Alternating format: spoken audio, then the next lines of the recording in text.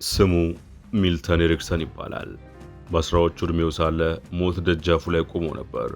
መላ አካሉ ሽባ ሆኖ መናገርም ሆነ መንቀሳቀስ ተስኖት ያልጋ ቁረኛም ሆኖ ሊያከናውነው የሚችለው ብቸኛ ተግባር ማየት ብቻ በነበረበት የአስቸጋሪ ወቅት ዓለም ፈጽሞ አስተውሎ የማታውቀውን አንድ ታላቅ እውነት ተገነዘበ።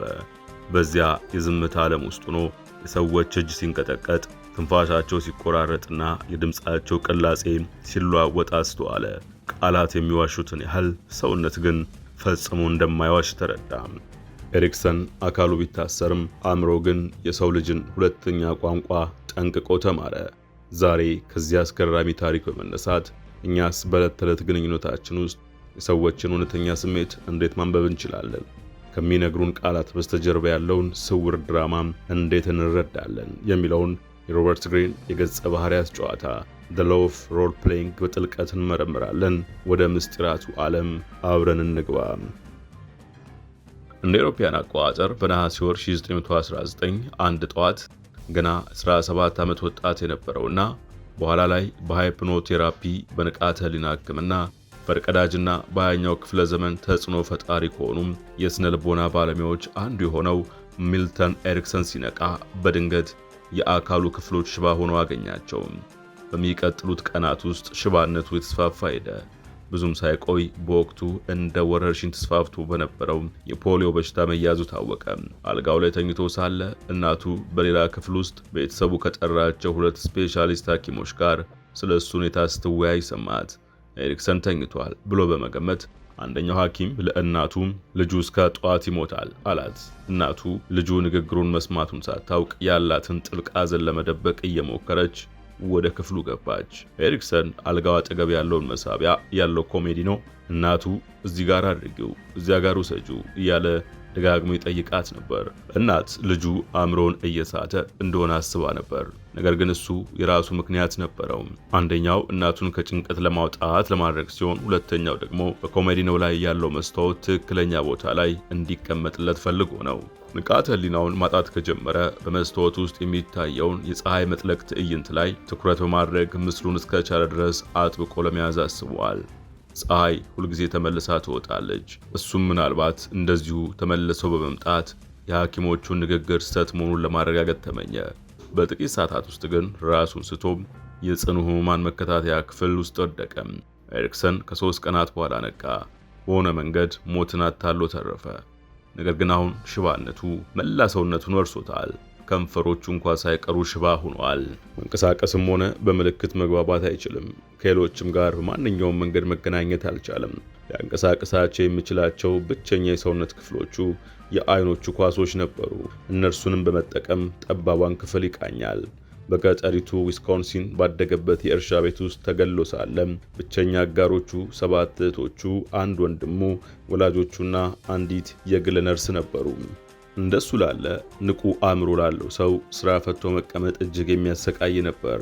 ሆኖም ግን አንድ ቀን እህቶቹ እርስ በርሳቸው ሲያወሩ እየሰማ ሳለ ቀደም ብሎ ፈጽሞ አስተውሎት የማያውቀውን ነገር ተገነዘበ።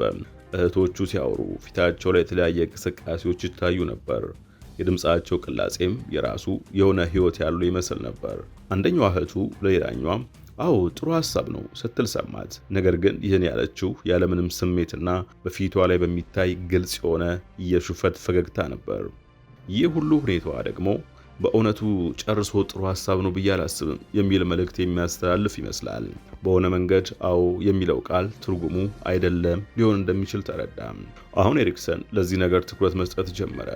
ይህ ለሱ አነቃቂ ጨዋታ ሆነለት። በሚቀጥለው ቀን ውስጥ ብቻ የተለያዩ የጥንካሬ መጠኖች ያላቸውንና ከተለያዩ የፊት ገጽታዎች ጋር የታጀቡ 16 የተለያዩ የአይደለም አይነቶችን ለመቁጠር ቻለ። በአንድ ወቅት ደግሞ አንደኛዋ እህቱ ለአንድ ነገር አዎ እያለች በተመሳሳይ ሰዓት ግን በረቂቅ ሁኔታ ራሷን ወደ ጎን በመነቅነቅ አይደለም የሚል ምልክት ስታሳይ አስተዋለ። ነገሩ በጣም ረቂቅ ቢሆንም እሱ ግን አየው።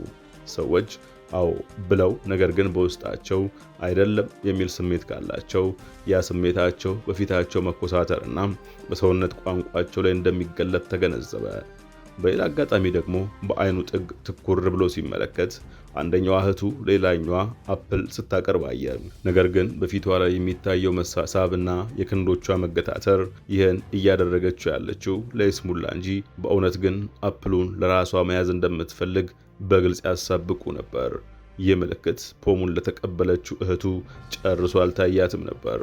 ለእርሱ ግን ነገሩ እጅግ ግልጽ ሆኖ ይታየው ነበር። በንግግሮች ውስጥ መሳተፍ ባለመቻሉ አእምሮ ሙሉ በሙሉ የሰዎችን የእጅ እንቅስቃሴ፣ የቅንድም መነቃነቅ፣ የድምፅ ቅላሴና በድንገት እጅን የማጣመር ሁኔታዎችን በመታዘብ ላይ አተኮረ።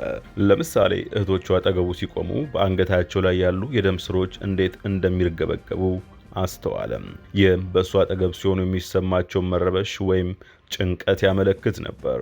ሲያወሩ የሚጠቀሙት የትንፋሽ ስርዓትም በእጅጉ ማረከው። የተወሰኑ የትንፋሽ ምቾት መሰላቸት እንደሚያሳዩና ብዙ ጊዜ ማዛጋት እንደሚከተል ተገነዘበ። በእህቶቹ ዘንድ ደግሞ ጸጉር ትልቅ ሚና ያለው ይመስላል። ሆን ብሎ ጸጉሩን ወደ ኋላ ማስተካከል ትዕግስት ማጣትን ያሳያል። ይህም ስሚ በቃኝ አሁን ዝም በይ የሚል ትርጉም አለው። ነገር ግን በፈጠነና ሳያውቁት ጸጉርን ማሻሸት ትልቅ ትኩረትን ሊያመለክት ይችላል። አልጋ ላይ ታስሮ መቆየቱ የመስማት ችሎታው ይበልጥ እንዲሳል አደረገው። አሁን በሌላ ክፍል ውስጥ የሚደረጉ ንግግሮችን መስማት ቻለ። እዚያ ክፍል ያሉት ሰዎች በእሱ ፊት እንደሚያደርጉት ደስ የሚል ትርኢት ለማሳየት አይሞክሩም ነበር። ብዙም ሳይቆይ አንድ አስገራሚ ሁኔታ አስተዋለ። ሰዎች በንግግራቸው ውስጥ ቀጥተኛ የሚሆኑት አልፎ አልፎ ብቻ ነው። አንደኛዋ እህቱ የምትፈልገውን ነገር ለምሳሌ ልብስ ለመዋስ ወይም ይቅርታ ለመስማት በንግግር ዙሪያ ጥምጥም በመሄድና ፍንጭ በመስጠት ደቂቃዎችን ልታጠፋ ትችላለች። ስውር ፍላጎቷ በተወሰኑ ቃላት ላይ አጽንኦት በሚሰጠው የድምፅ ቅላጼዋ ላይ በግልጽ ይታያል። ተስፋ ሌሎች ይህንን ፍንጭ ተረድተው የፈለገችውን እንዲያቀርቡላት ቢሆንም ብዙ ጊዜ ግን ፍንጮቹ ችላ ይባሉና የፈለገችውን በግልጽ ለመናገር ትገደዳለች። ያንዳንዱ ንግግር በዚህ ተደጋጋሚ ሁኔታ ውስጥ ያልፋል። ብዙም ሳይቆይ እህቱ ፍንጭ እየሰጠች ያለችው ስለምን እንደሆነ በጥቂት ሴኮንዶች ውስጥ የመገመት ስራ ለእሱ እንደ ጨዋታ ሆነለት። ፓራላይዝ ሆኖ ድንገት ሌላ ሁለተኛ የሰው ልጅ የመገናኛ መስመር እንዳለ የተረዳም ይመስላል። ይህም ሰዎች አንዳንድ ጊዜ ሳያውቁት ከውስጣቸው ጥልቅ ማንነት የሚረጩት ሁለተኛ ቋንቋ ነው። የዚህን ቋንቋ ረቂቅ ምስጢራት በሆነ መንገድ ጠንቅቆ ማወቅ ቢችል ምን ሊፈጠር እንደሚችል አሰበ። ይህስ ስለ ሰው ልጆች ያሉ አመለካከትና ግንዛቤ እንዴት ሊቀይረው ይችላል? ሰዎች በከናፍሮቻቸው በትንፋሻቸውና በእጆቻቸው ላይ በሚታይ መሳሳም አማካይነት የሚያሳዩትን ያንኑ ሊታይ የማይችል ረቂቅ እንቅስቃሴ የማንበብ ብቃቱንስ እስከምን ድረስ ሊያሳድገው ይችላል? ከጥቂት ወራት በኋላ በአንደኛው ቀን ቤተሰቦቹ ባዘጋጁለት ልዩ ጋደም የሚል ወንበር ላይ መስኮት አጠገብ ተቀምጦ ሳለ ወንድምና እህቶቹ ውጭ ሲጫወቱ ይሰማ ነበር። በዚህ ጊዜ የከንፈር እንቅስቃሴ ተመልሶለት መናገር ቢችልም አካሉ ግን አሁንም ፓራላይዝ ወይም ሽባ ነበር። ከነርሱ ጋር አብሮ ለመሆን እጅጉን ተመኘ። ለጥቂት ሴኮንድ ሽባ መሆኑን የረሳው ይመስል በአእምሮው ለመቆም ሞከረም። በዚያች ቅጽበትም በእግሩ ላይ የጡንቻ መገታተር ተሰማው። ይህም ከታመመ በኋላ በሰውነቱ ላይ የተሰማው የመጀመሪያው እንቅስቃሴ ነበር። ሐኪሞቹ ለእናቱ ከእንግዲህ አይራመድም ብለዋት ነበር። ነገር ግን ከዚህ በፊትም ተሳስተው ነበር። በዚች ትንሽ የጡንቻ መነቃቃት ተስፋ በማድረግ አንድ ሙከራ ለመጀመር ወሰነ። ሽባ ከመሆኑ በፊት የነበረውን ስሜት እያስታወሰ ጡንቻው እንዲንቀሳቀስ አጥብቆ በመመኘትና እንደገና እንደሚሰራ በአእምሮ በመሳል በአንድ የተወሰነ የእግሩ ጡንቻ ላይ ትኩረት ማድረግ ጀመረ። ነርሷ ያንን አካባቢ እያሸችው፣ እሱም በጥልቅ ትኩረት በየመሃሉ በሚሳካለት ሙከራ ትንሽ መነቃቃትና እንቅስቃሴ ወደ ጡንቻው ሲመለስ መሰማት ጀመረ። በዚህ እጅግ አድካሚና ቀስ በቀስ በሆነ ሂደት መቆምን፣ ከዚያም ጥቂት እርምጃዎች መራመድን፣ በመቀጠልም በክፍል ውስጥና ወደ ውጭ መውጣትን ራሱን አስተማረ። በሆነ መንገድ በውስጥ ጥንካሬውና በምናቡ በመታገዝ አካላዊ ሁኔታውን መለወጥና ሙሉ በሙሉ መንቀሳቀስም ቻለ። በዚህም አእምሮና አካል እኛ ባልተረዳነው መንገድ አብረው እንደሚሰሩ በግልጽ ተገነዘበ። ይህንንም ይበልጥ ለመመርመር በማሰብ የሕክምናና የስነ ልቦና ትምህርቱን ተከታትሎ በ1920ዎቹ መገባደጃ ላይ በተለያዩ ሆስፒታሎች ውስጥ በሳይካትሪስትነት መስራት ጀመረ። ኤሪክሰን ብዙም ሳይቆይ በዘርፉ ከሰለጠኑ ሌሎች ባለሙያዎች ፍጹም የተለየና የራሱ የሆነ ዘዴ አዳበረ። በወቅቱ የነበሩት አብዛኞቹ የአእምሮ ሐኪሞች ትኩረታቸው በቃላት ላይ ነበር። ታካሚዎቻቸው በተለይ ስለ ልጅነት ጊዜያቸው እንዲያወሩ በማድረግ በዚህ መንገድ ወደ ታካሚዎቻቸው ስውር አእምሮ ለመድረስ ተስፋ ያደርጉ ነበር። ኤሪክሰን ግን በተቃራኒው ወደ ታካሚዎቹ ስነ ልቦናዊ ሕይወትና ስውር አእምሮ መግቢያ በር አድርጎ የተጠቀመው የአካላዊ ገጽታቸውን ነበር። ቃላት ብዙ ጊዜ እውነተኛውን ሁኔታ ለመደበቅና ለመሸፈኛነት ያገለግላሉ። ኤሪክሰን ታካሚዎቹን ሙሉ በሙሉ ዘና እንዲሉ በማድረግ በፊታቸው በድምፃቸውና በአካላዊ አቋማቸው የሚታዩትን ስውር የጭንቀት ምልክቶችና ያልተሟሉ ፍላጎቶችን ይለይ ነበር። ይህንንም እያደረገ በንግግር ያልታገዘ የመገናኛ ዘዴን ዓለም በጥልቀት መረመረ። የእሱም መሪ ቃላት ታዘብ፣ ታዘብ፣ ታዘብ፣ ኦብዘርቭ፣ ኦብዘርቭ፣ ኦብዘርቭ የሚሉ ነበሩ። ለዚህም ሲባል የታዘባቸውን ነገሮች ሁሉ የሚመዘግብበት ማስታወሻ ደብተር ነበረው። አንድ በተለይ ማርክ የነበረው ነገር የሰዎች የአረማመድ ዘይቤ ነበር። ይህም ምናልባት እግሮቹ እንደገና ለመጠቀም ከመልመድ ጋር ካጋጠመው ፈተና የመነጨ ሊሆን ይችላል። በከተማ ውስጥ በሁሉም ቦታዎች የሚራመዱ ሰዎችን ይታዘብ ነበር። ለእያንዳንዱ እርምጃ ክብደት፣ ትኩረት ይሰጥ ነበር። ጽኑና ቁርጠኛ ለሆኑ ሰዎች የሚታወቅ አጽንኦት የሚሰጥ ከበድ ያለ አረማመድ፣ ውሳኔ ለሚቸግራቸው ሰዎች የሚታወቅ ቀለል ያለ እርምጃ፣ ሰነፍ ለሚመስሉ ሰዎች የሚታወቅ ዝርክርክ ያለና ፈሳሽ መሰል አረማመድ፣ እንዲሁም በሐሳብ ለተዋጠ ሰው የሚታወቅ ወዲያ ወዲህ የሚል አረማመድ ነበሩ። በተጨማሪም የዳሌ መወዛወዝን ወይም የራስን ቀና አድርጎ መራመድ ሁኔታን በጥብቅ ይታዘብ ነበር። ይህም በአንድ ሰው ውስጥ ያለውን ከፍተኛ በራስ የመተማመን ደረጃ ያመላክታል። ሰዎች የራሳቸውን ደካማ ጎን ወይም በራስ የመተማመን መታወክን ለመሸፈን የሚያሳዩት የተጋነነ አረማመድም ነበር። ለምሳሌ የወንድነት ኃይልን ለማሳየት የሚደረግ የተጋነነ እርምጃ ወይም ደግሞ አመፀኛ ታዳጊዎች ግዴለሽነታቸውን ለማሳየት የሚጠቀሙበት ዝርክርክ ያለ አረማመድ። ሰዎች ሲጓጓዙ ወይም ሲረበሹ በአረማመዳቸው ላይ የሚታየውን ድንገተኛ ለውጥም ልብ ይል ነበር። ይህ ሁሉ ስለ ሰዎች ስሜትና በራስ የመተማመን ደረጃ ማለቂያ የሌለው መረጃ ይሰጥ ነበር። በቢሮ ውስጥ ታካሚዎቹ ወደ እሱ ረዥም ርቀት እንዲራመዱ ለማድረግ ጠረጴዛውን ከክፍሉ መጨረሻ ላይ ያስቀምጠው ነበር። ከሕክምናው ክፍለ ጊዜ በፊትና በኋላ በነበረው አረማመዳቸው ላይ የሚታየውን ለውጥ ያስተውላል። አቀማመጣቸውን፣ የወንበሩን እጀታ ሲይዙ በእጆቻቸው ላይ የሚታየውን የመወጠር ደረጃ፣ እንዲሁም ሲያወሩ ወደ እሱ የሚዞሩበትን አንግል በጥብቅ ይመረምራል። በዚህ ምክንያት ምንም አይነት ቃል ሳይለዋወጡ በጥቂት ሴኮንዶች ውስጥ በሰውነት ቋንቋቸው ላይ በግልጽ እንደተሳለ ካርታ የሰዎቹን ስጋቶችና የአስተሳሰብ ጥርቅም በጥልቀት መረዳት ይችላል። በሙያው ህይወቱ በአንድ ወቅት ኤሪክሰን የአእምሮ በሽተኞች በሚታከሙበት ክፍል ውስጥ ይሰራ ነበር። በአንድ ወቅት በዚያ የነበሩ የስነ ልቦና ባለሙያዎች በአንድ ታካሚ ጉዳይ ግራ ተጋብተው ነበር። ግለሰቡ ቀደም ሲል ባለሀብት የነበረና በኢኮኖሚ ቀውስ ምክንያት ንብረቱን ያጣ ነጋዴ ነው። ሰውየው ሊያደርግ የሚችለው ብቸኛው ነገር ማልቀስና እጆቹን ከደረት አውጥቶ ወደፊትና ወደ ኋላ ደጋግሞ ማንቀሳቀስ ብቻ ነበር። ይህ የሰውነት መቆራረጥ ምንጩ ምን እንደሆነ ወይም እንዴት ሊረዱ እንደሚችሉት ማንም ሊረዳው አልቻለም። ሰውየው እንዲናገር ማድረግ ቀላል አልነበረም። ቢናገርም ያመጣው ለውጥ አልነበረም። ሆኖም ኤሪክሰን ሰውየውን ባየው ቅጽበት የችግሩን ምንጭ ተረዳ። ግለሰቡ በዚያ የእጅ እንቅስቃሴው በህይወቱ ወደፊት ለመገስገስ ያደረገውን ከንቱ ጥረትና ይህም ያመጣበትን የተስፋ መቁረጥ ስሜት በትክክል እየገለጸው ነበር። ኤሪክሰን ወደ እሱ ቀረብ ብሎ ህይወት ብዙ ውጣ ውረዶች ነበሩባት አለው። ይህን ሲልም የሰውየውን የእጅ እንቅስቃሴ ወደ ላይና ወደ ታች እንዲሆን ለወጠው። ሰውየው በዚያ አዲስ እንቅስቃሴ የተሳበ መሰለ። አዲሱ እንቅስቃሴ ወደ ላይና ወደ ታች መወዛወዙ የሰውነት መቆራረጥ ምልክቱ ሆነ። በቦታው ከነበረ የሙያ ቴራፒስት ጋር መተባበር ኤሪክሰን በሰውየው እጆች ላይ የላሜራ ሳንድ ፔፐር ቁርጥራጮችን አስጨብጠውና ሻካራ እንጨት ፊቱ አቀረቡለት። ብዙም ሳይቆይ ሰውየው እንጨቱን በመላግና ሲወለውል በሚወጣው መዓዛ ተመሰጠ። ማልቀሱን አቆመ።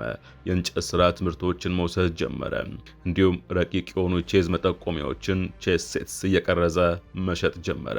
ኤሪክሰን በሰውየው የሰውነት ቋንቋ ላይ ብቻ ትኩረት በማድረግና አካላዊ እንቅስቃሴውን በመለወጥ ተቆልፎ የነበረውን የአእምሮውን መፍታትና ይፈውሰው ቻለ።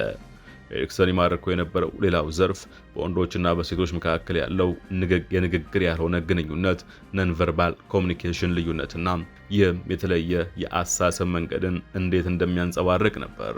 ምናልባት እህቶቹ ለወራት በቅርበት የመታዘብ ውጤት ሳይሆን አይቀርም። የሴቶች ጠባይና እንቅስቃሴ ላይ በጣም ንቁ ነበር። ያንዳንዱን ረቂቅ የሰውነት ቋንቋቸውን መተንተን ይችል ነበር። በአንድ ወቅት አንዲት ቆንጆ ወጣት ሴት ልታማክረው መጣች። የተለያዩ አእምሮ ሐኪሞች እንዳየች፣ ነገር ግን አንዳቸውም ትክክለኛ እንዳልነበሩ ነገረችው። ኤሪክሰን ምናልባት ትክክለኛው ሊሆን ይችላል ስትል ጠየቀች። ስለ ችግሯ ምንነት ምንም ሳታወራ ማውራቷን ስትቀጥል ኤሪክሰን እጅጌው ላይ ያለ አቧራም ክር ስታነሳ ተመለከታት። እሱም እየሰማ ራሱን በመነቅነቅ ብዙም ሳቢ ያልሆኑ ጥያቄዎችን አቀረበላት። ድንገት ካለምንም ቅድመ ሁኔታ በጣም በራስ መተማመን በታከለበት ድምፅ እርሱ ለሷ ትክክለኛ እንዲያውም ብቸኛው አእምሮ ሐኪም መሆኑን ነገራት። በእሱ ትዕቢት የተሞላበት አመለካከት ተገርማ ለምን እንዲህ እንደሚሰማው ጠየቀችው። እሱም ይህንን ለማረጋገጥ አንድ ተጨማሪ ጥያቄ ሊጠይቃት እንደሚገባ ነገራት። የሴት ልብስ መልበስ ከጀመርክ ምን ያህል ጊዜ ነው ሲል ጠየቀው። እንዴት አወቅ ሲል ግለሰቡ በድንጋጤ ጠየቀ። ኤሪክሰን እንዳብራራው ግለሰቡ እጅጌው ላይ ያለውን ክር ሲያነሳ የታዘበው እንቅስቃሴ እንደ ሴት የጡት አካባቢን ዞሮ የሚያልፍ ሳይሆን ቀጥተኛ ነበር። ይህን እንቅስቃሴ ኤሪክሰን ለብዙ ጊዜ ስላየው ሊታለል አልቻለም። በተጨማሪም መጀመሪያ ኤሪክሰንን ለመፈተን የሞከረበት በራስ መተማመን የታከለበት አነጋገርና የድምፁ ምት የወንድነት ባህሪ የሚንጸባረቅበት ነበር። ሌሎች የአእምሮ ሐኪሞች በወጣቱ ሴት መሰል ገጽታና በጥንቃቄ በለወጠው ድምፁ ቢታለሉ፣ ሰውነት ግን አይዋሽም። በሌላ አጋጣሚ ደግሞ ኤሪክሰን ወደ ቢሮ ሲገባ አንዲት አዲስ ሴት ታካሚ እየጠበቀችው ነበር። የአውሮፕላን ጉዞ ፍርሃት ስላለባት ልታማክረው እንደመጣች ገለጸችለት። ኤሪክሰን ግን ንግግሯን አቋረጣት። ለምን እንደሆነ ሳይነግራት ከቢሮው ወጥታ እንደገና ተመልሳ እንድትገባ ጠየቃት። ሴትዮዋ የተበሳጨች ትመስል ነበር። ቢሆንም ግን የታዘዘችውን አደረገች። ኤሪክሰን አረማመዷና በወንበሩ ላይ ስትቀመጥ የነበራትን የሰውነት አቋም በጥብቅ አጠና። ከዚያም ችግሯ እንድታስረዳ ጠየቃት። ባለቤቴ በመስከረም ወር ወደ ውጭ ሀገር ሊወስደኝ ነው። እኔ ግን በአውሮፕላን ላይ የመሆን ከፍተኛ የሞት ፍርሃት አለብኝ አለችው። ኤሪክሰን ግን እንዲህ አላት። እመቤቴ፣ አንድ ታካሚ ወደ አእምሮ ሕክምና ሲመጣ ምንም አይነት መረጃ መደበቅ የለበትም። እኔ ስላንቺ የማውቀው ነገር አለ። አንድ የማያስደስት ጥያቄ ልጠይቅሽ ነው። ባለቤትሽ ስለሌላኛው የፍቅር ግንኙነትሽ ያውቃል? አያውቅም አለች በድንጋጤ። ግን አንተ እንዴት አወቅ ስትላከለች። የሰውነት ቋንቋሽ ነገረኝ አላት። እግሮቿ በጣም ተቆልፈው እንደነበርና አንደኛው እግሯ በቁርጭምጭሚቷ ዙሪያ ተጠምጥሞ እንደነበር አስረዳት። በእሱ ልምድ የፍቅር ግንኙነት ያላት ማንኛውም ያገባች ሴት ሰውነቷን በዚህ መልኩ ትቆልፋለች። በተጨማሪም ወደ ውጭ የሚለውን ቃል ስትናገር በሀፍረት የታጀበና የሚንገታገት የድምፅ ቅላጼ ነበራት። አረማመዷን ቢሆን ውስብስብ በሆነ ግንኙነት ውስጥ የታሰረች ሴት መሆኗን ያሳብቅ ነበር። በሚቀጥሉት የሕክምና ክፍለ ጊዜዎች እሷም ፍቅረኛዋን ይዛ መጣች። እሱም ያገባ ሰው ነበር። ኤሪክሰን የፍቅረኛውን ሚስት እንድትመጣ ጠየቀ። እሷም ስትመጣ ልክ እንደ መጀመሪያዋ ሴት እግሯን በቁርጭምጭሚቷ ስር አጣጥፋና ተቆልፋ ተቀመጠች። እንግዲህ አንቺም ሌላ የፍቅር ግንኙነት አለች ማለት ነው አላት። አዎ ባለቤቴ ነገር አይደል ስትል ጠየቀችው። አይደለም፣ ከሰውነት ቋንቋሽ ነው የተረዳሁት። አሁን ባለቤትሽ ለምን በከባድ ራስ ምታት እንደሚሰቃይ አይገባኝም አላት። ብዙም ሳይቆይ ኤሪክሰን ሁሉንም ማከም ጀመረ። ካሉበት የታሰረና አሰቃቂ ሁኔታም እንዲወጡ ረዳቸው። በአመታት ሂደት የኤሪክሰን የማስተዋል ብቃት ሊታዩ ወደማይችሉ ጥቃቅን የሰውነት ቋንቋዎች ተስፋፋ። በሰዎች የትንፋሽ ስርዓት ብቻ የአእምሮ ሁኔታዎችን መወሰን ይችላል። እሱም ያንኑ የትንፋሽ ስርዓት በመከተል ታካሚውን ወደ ጥልቅ የንቃተ ህሊና እረፍት በመውሰድ የጠበቀ ግንኙነት ይፈጥራል። ሰዎች ሳያውቁት በከንፈሮቻቸው የሚያንሸኳሽኳቸውን ቃላት ወይም ስሞችን ማንበብ ይችላል። ይህ ዘዴ ነው ጠንቋዮች፣ መናፍስት ጠሪዎችና አንዳንድ አስማተኞች ለኑሯቸው የሚጠቀሙበት። የጸሐፊውን የትየባ ድምፅ ክብደት በመስማት ብቻ የወር አበባ ላይ መሆኗን እንኳ መለየት ይችል ነበር። ኤሪክሰን የሰዎችን የእጅ ጥራት፣ ልስላሴ ወይም ሻካራነት፣ የእርምጃቸውን ክብደት፣ ራሳቸውን ዘንበል የሚያደርጉበትን ሁኔታና የድምፃቸውን የቃና መለዋወጥ በመመልከት ብቻም የሥራ ዘርፋቸውን ወይም የኋላ ታሪካቸውን መገመት ይችላል። ለታካሚዎቹና ለጓደኞቹ ኤሪክሰን ልክ እንደ ጠንቋይ ልዩ የሰው አእምሮ የማንበብ ኃይል ያለው ይመስላቸው ነበር። ነገር ግን እነሱ የማያውቁት ይህንን ሁለተኛ ቋንቋ ጠንቅቆ ለማወቅና ጥበቡን ለመጨበጥ ለስንት ዘመናት በትጋትና በከፍተኛ ጥረት ሲያጠና እንደነበረ ነው። እኛ ሰዎች በዚህ ፕላኔት ላይ በቡድን የምንኖር እንስሳ ነን። ለህልውናችንና ለስኬታችንም ከሌሎች ጋር የመገናኘት ብቃታችን ወሳኝ ነው። ጥናቶች እንደሚጠቁሙት ከሰዎች ተግባቦት ውስጥ ከ65% በላይ የሚሆነው በንግግር ያልታገዘ ሲሆን፣ ሰዎች ግን ከዚህ መረጃ ውስጥ ተገንዝበው ወደ ውስጣቸው የሚያስገቡት 5% የሚሆነውን ብቻ ነው። ይልቁንም አብዛኛው ማህበራዊ ትኩረታችን የሚያርፈው ሰዎች በሚናገሩት ቃላት ላይ ነው። ይህም ብዙ ጊዜ ሰዎች እውነተኛ ሀሳባቸውንና ስሜታቸውን ለመደበቅ የሚጠቀሙበት መንገድ ነው። በንግግር ያልታገዙ ምልክቶች ሰዎች በቃላቶቻቸው ምን ላይ አጽንኦት መስጠት እንደሚፈልጉ የንግግራቸው ስውር መልእክትና ረቂቅ ይዘቶችን ይነግረናል። እነዚህ ምልክቶች ሰዎች ሆን ብለው የሚደብቁትን ነገርና እውነተኛ ፍላጎታቸውን ያሳያሉ። የሰዎችን ስሜትና መንፈስ በቅጽበት ያንጸባርቃሉ። ይህን መረጃ ለማስተዋል ማለት በውኑ ዓለም እንደ እውር መንቀሳቀስ፣ ለአለመግባባት ራስን መጋበዝ፣ እንዲሁም ሰዎች በእውነት የሚፈልጉትን ወይም የሚያስፈልጋቸውን ባለማወቅ እነርሱን ተጽዕኖ የማሳደር እድሎች በሙሉ ማጣት ማለት ነው። እርስዎ ተግባር ቀላል ነው። በመጀመሪያ በራሱ ሐሳብ ውስጥ ብቻ ተጠምደው ምን ያህል አነስተኛ ትዝብት እንደሚያደርጉ መረዳት አለብዎት። ይህን ሲረዱ የማስተዋል ብቃቶን ለማሳደግ ይነሳሳሉ። በሁለተኛ ደረጃ እንደ ኤሪክሰን ሁሉ የዚህን የመገናኛ ዘዴ የተለየ ተፈጥሮ መገንዘብ ይኖርብዎታል። ይህም ሕዋሳትን መክፈትና ከሰዎች ጋር በአካላዊ ደረጃ መገናኘትን፣ ቃላቶቻቸው ብቻ ሳይሆን አካላዊ ጉልበታቸውን መሳብን ይጠይቃል። የፊታቸውን ገጽታ ዝም ብሎ አይመለከቱትም። ይልቁንም ያያዩት ነገር በውስጡ እንዲታተምና መልእክት እንዲያስተላልፉልዎት ያደርጋሉ። በዚህ የሰውነት ቋንቋ ውስጥ ያለዎት የቃላት እውቀት እያደገ ሲሄድ አንድን የተወሰነ እንቅስቃሴ ወይም ምልክት ከአንድ ሊሆን ከሚችል ስሜት ጋር ማዛመድ ይጀምራሉ። የእርስዎ የማስተዋል ንቃት እየጨመረ ሲመጣ ቀደም ሲል ሲያመልጦት የነበረውን እጅግ ብዙ መረጃ ማስተዋል ትጀምራላችሁ። ከዚህም በላይ ይበልጥ አስፈላጊ የሆነው ነገር ይህ የሚያመጣላችሁ ከፍተኛ ማህበራዊ ተጽዕኖ ከሰዎች ጋር የምትገናኙበት አዲስና ጥልቅ መንገድ እንዲኖሮት ያደርጋል። እንግዲህ የሚልተን ኤሪክሰን ታሪክ የሚያስተምረን አንድ ትልቅ ሀቅ አለ። ማየትና ማስተዋል የተለያዩ ነገሮች ናቸው። አብዛኞቻችን በቃላት ማዕበል ውስጥ ስንዋኝ ከስር ያለው የሰውነት ቋንቋ ጥልቅ ባህር ግን ሳይታየን ያልፋል። ዛሬ ካየነው ትምህርት በኋላ ወደ ተዕለት ተዕለት ህይወታችሁ ስትመለሱ አንድ ነገር ልታደርጉ ተጋብዛችኋል። ሰዎች የሚናገሩትን ቃላት ብቻ አትስሙ። ይልቁንም ትንፋሻቸውን፣ የእጆቻቸውን መገታተር፣ የአይኖቻቸውን ስውር እንቅስቃሴና የድምፃቸውን ቅላጼ አስተውሉ። ያኔ ሰዎች ለዓለም ካዘጋጁት ቲያትር ጀርባ ያለውን እውነተኛ ማንነት ማየት ትጀምራላችሁ። ያስታውሱ፣ እውነተኛ ግንኙነት የሚጀምረው ቃላት ሲያበቁ ነው።